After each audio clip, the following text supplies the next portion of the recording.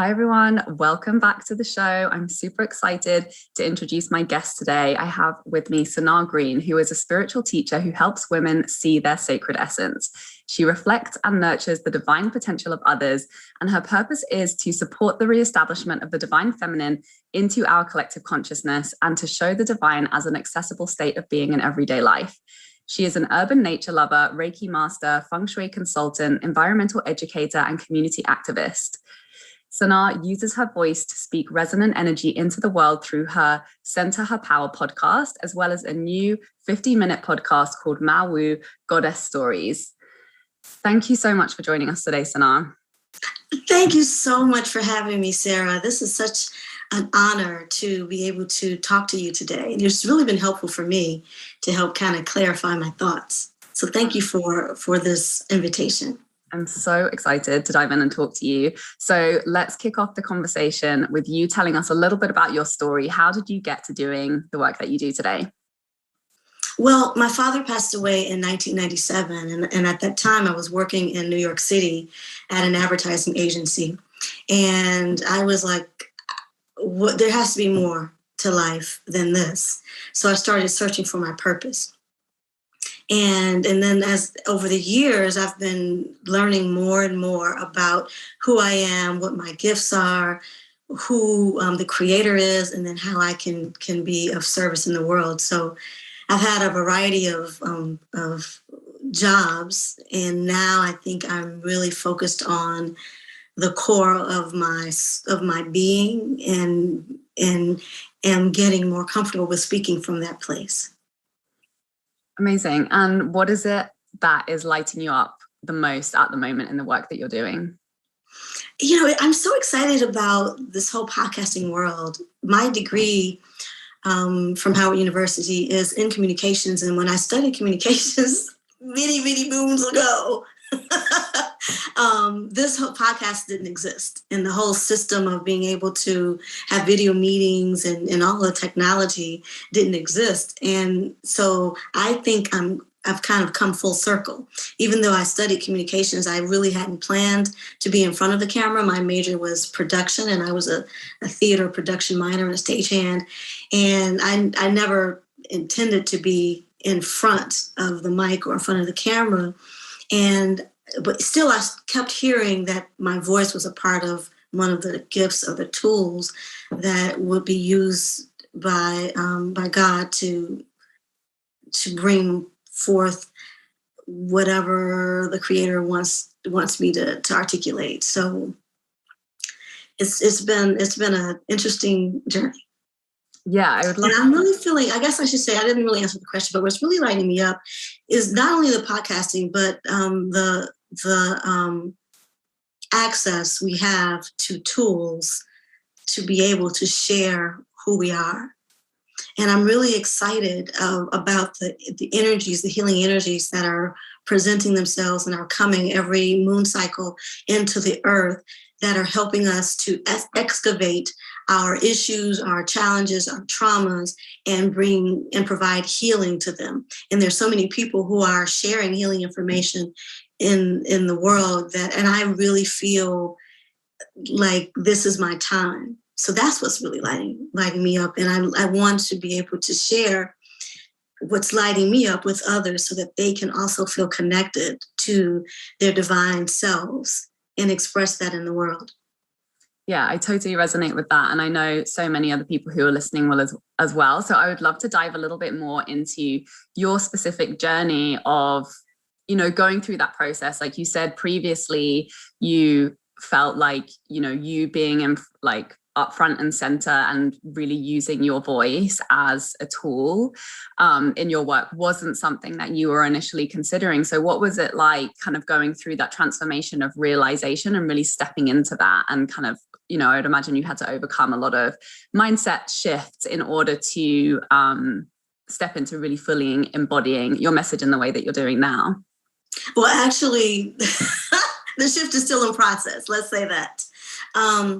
So when I was growing up, I distinctly remember my mother telling me not to speak, or that I said something that had offended someone and to just just say as little as possible. And so I spent years being wary about what I was saying, working in corporate America, and the whole notion of how people say one thing and mean another was always put me off center.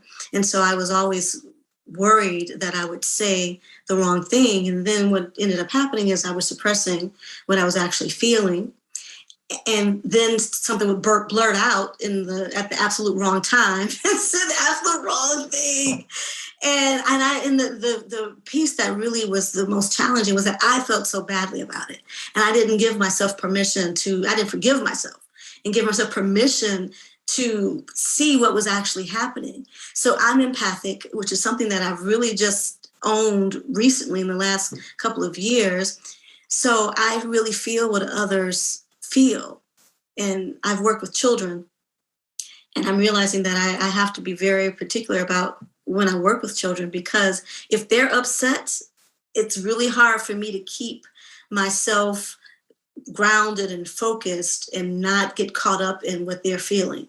So with all of these things happening, I felt so odd, and I didn't really want to be seen or heard. So it was a challenge. And I started teaching belly dance because I wanted to be able to share my gifts, but I thought belly dance would be a way where I didn't actually have to speak, where I could do something but not speak. So I really got to belly dance, which I love, and I taught and still teach and taught for years, and I've worked with so many women who really loved the classes that I put together, because I teach from the perspective of belly dance as a healing modality, not just something for fun to dance and to look beautiful. It's all of those things. And it's a way for us to really open our chakras, clear our energy fields, and connect our body, mind, and spirit in one. Belly dance, I loved. Really, I was doing it because I knew I couldn't speak. I thought I wanted to write. I wrote one article and then I got blocked. So I went to belly dance because I wanted to be able to do something. Now, I don't feel as much like dancing. It's coming back, but I don't feel as much like dancing. And I'm being forced to face those little voices in my head that my mother is saying to me, don't talk, what you say is wrong. And so I've had to really shift and understand that this affirmation that was given to me while I was studying feng shui, actually at the New York Open Center, is unlimited love flows through me constantly, healing everyone. Unlimited love flows through me constantly, healing everyone. So if that's the truth, then what I say is imbued with love. It may not reach you in a way that feels loving at the onset, because if you have trauma, or if you're in the process of healing something, the idea or the concept or the topic that I present or say may not feel like healing. It gives you the opportunity to look at what's going on for you, and then hopefully you can bring healing to it. So it's taken me a long time. I thought about starting a podcast in 2015, and I was in a bad relationship, a job that I didn't really like, I didn't feel valued in. And it wasn't until the pandemic, when I was quiet and everything in the country was quiet, that I really started to hear my voice and hear that who I am and what I have to say is useful to the evolution of humankind. So I may not say it all at the same time. I'm still growing, like I said, and actually speaking. This is, I think, one of the first interviews that I've done. So thank you, Sarah. So it's definitely still a journey in rewriting the idea that to be intuitive, to be a healer, is something to be shunned. That, and I latched on to what society was saying when they burned witches. They were, someone posted on Instagram today, why is it that when the witches were burned, that that the witches were vilified rather than the people who burned the witches. So this is a great time, and I think it was only in this time, and this is the perfect time for me to come forward, because so many people are open and receptive to the gifts that I have to share. I don't know if I answered the question. Did that? Perfectly. Yeah. Okay. I think it's such an amazing topic. I love this topic so much. And, particularly the fact that you started out this conversation with, celebrating the access to tools that we have, because, and I'm sure you've experienced this too, like a tool can feel so accessible and so challenging at the same time. Right. And like now everybody has the power to be a creator, right? Most people have some kind of a smartphone that records audio, that records images, that has access to immediate audiences of thousands of people on free social media channels. And so we really do have this capacity to connect and share our message in a way that, women of previous generations just never had available to them. And it can literally be instant. You can literally pick up on your social media channel, hit play, and reach people with a message. But it's all of that internal work that you're talking about, in literally undoing all of those, spoken and unspoken stories that we're holding inside of us around why it's not safe to share, and why it's not safe to be visible, or why it's not a good idea, or why it's dangerous. And to, in the act of doing that, of sharing your message, we are unwriting those stories. And, it's in you doing that and going through that journey for yourself. That's the goal that, really allows so much healing to reach others as well, and to allow your voice to be added to the spaces where the stories that you have to share haven't been able to reach the people that so need to hear them. And so it's just such a unique journey, and all of these very real and challenging resistances can crop up in our relationship with these tools and social media, and our relationship to our own voice, and our, what can feel really challenging to share certain parts of our story. And really, just like you say, doing that work really is overcoming that generational trauma that we carry literally in our DNA, of, whoever our ancestors were, who were being burned at the stake for being healers, or for, sharing their truth, or for standing up for things that women value that there wasn't space for before. And it's, it's a unique and can be very challenging, but also super, super rewarding journey to be on. So thank you so much for sharing that. You're welcome. You really encapsulated that well. And you're right. We're all in the process of healing, regardless of what role our ancestors may have played in history. Now is the time for us to allow healing to come forth in every way. I mean, I may have thought of myself as a victim, as a victim in my own life and in history. And actually, we all have been impacted by what has happened historically to women. And women, you're right, actually coming forth and speaking out is rewriting that history. So I hadn't thought of it that way. Thank you for sharing that. Yeah, and I think, that's also just like the important role of healers in our society, is like you have the access to the level of understanding that helps us to move through that. Because I feel like no matter who we are, with every generation that comes through, we're always evolving, right? It's like the human DNA is always evolving. It's always shifting. It's always changing.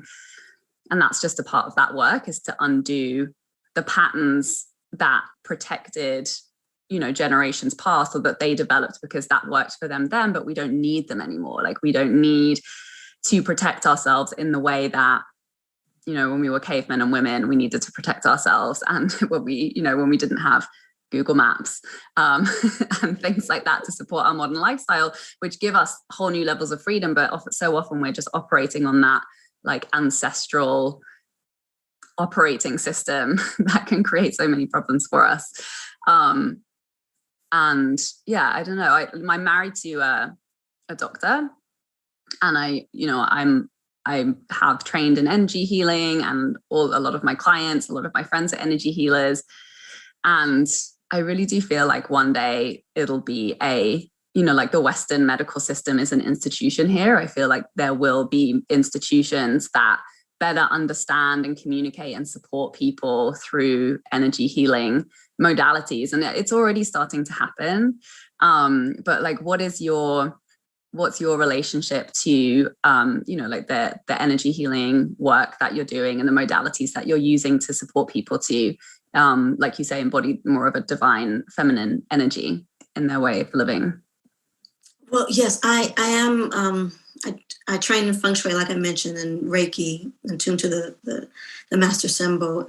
I really feel, however, that when I was attuned to Reiki, it wasn't so much to practice hands-on healing, but rather to help hold the energy in the grid, so that the crystal children who were being born could be assisted in helping to establish a new energy grid for a new way of being in the world.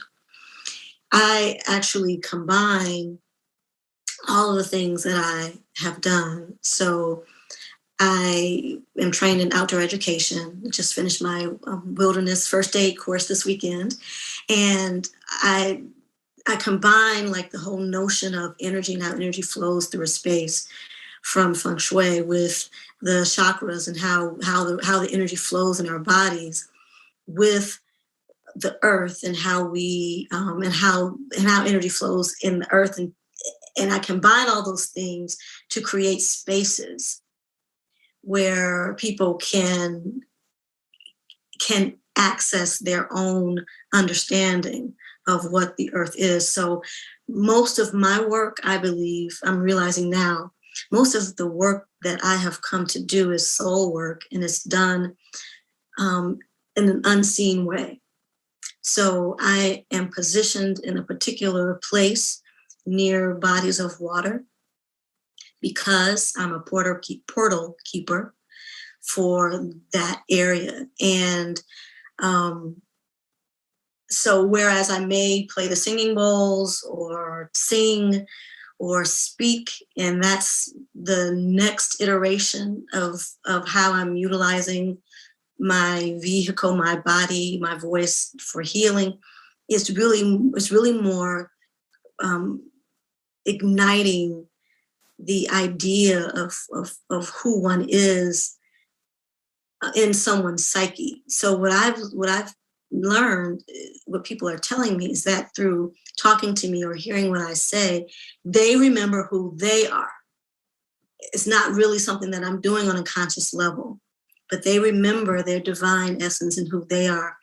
So the modality for me is in creating conversations and audio that give people the opportunity to consider another way of looking at themselves.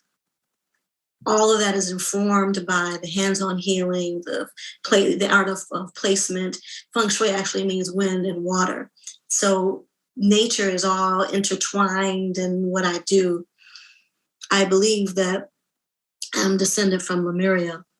And in Lemuria, the people were very much connected to nature, and they very much worked energetically to support each other in whatever it is that they do. So I'm energetically supported, and I guess a lot of other people are too. I'm energetically supported by my two brothers, and we form a triangle, a triunion. We're a trinity. And even though one of my brothers has passed on, we still, he is very much a protector and very much active in my life. People are like, wait a minute, is this the brother who was alive or the one who's dead? So, so I'm so connected to him, and the veil between those who have passed on and those of us who are still on this plane has become much thinner. So we have the opportunity to connect with those who have passed on and to benefit from their wisdom, their skills, and what they are doing in other dimensions. So that was kind of a long answer, but what I'm doing, I think the most impactful healing that I'm bringing right now is in remembering who I am and then creating spaces to help people to remember who they are. That's so beautiful. Thank you so much for sharing all of your wisdom with us today. Can you tell us a little bit more about where people can find you, what you've got going on at the moment? Yes. So I have a podcast, Center Her Power podcast, which is really doing well. I'm really excited about how that's moving forward.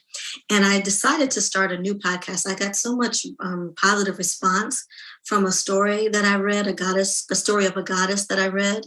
So I'm starting a separate podcast just for stories of the goddess, which is like you said, it's called Mawu. And it's only going to be about 15 minutes. So it's something you can listen to on the way to the grocery store. And I'm actually developing a course called Belly Dance for Earth and Soul, where I'll be combining connecting to nature. So things I've learned as an outdoor educator and an environmental educator with belly dance and feng shui and Reiki, and putting those pieces together so you have a somatic method to move and to connect to your spirit and to the spirit of the earth and the spirit of the cosmos.